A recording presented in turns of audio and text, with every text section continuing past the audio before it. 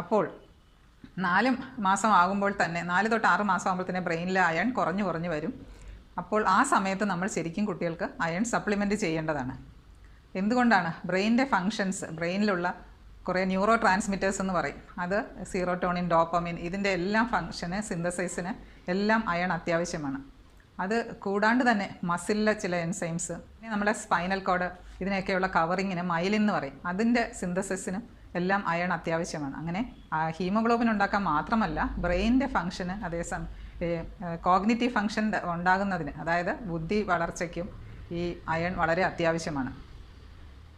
അതിൻ്റെ ഒരു പ്രധാന കാര്യം എന്താണെന്ന് വെച്ചാൽ, നമ്മൾ ഈ ഹീമോഗ്ലോബിൻ കുറയുമ്പോൾ ബ്രെയിനിലുള്ള അയൺ എല്ലാം ഹീമോഗ്ലോബിൻ സിന്തസൈസ് ചെയ്യാൻ വേണ്ടി അങ്ങോട്ട് ഡയറക്റ്റ് ചെയ്യും.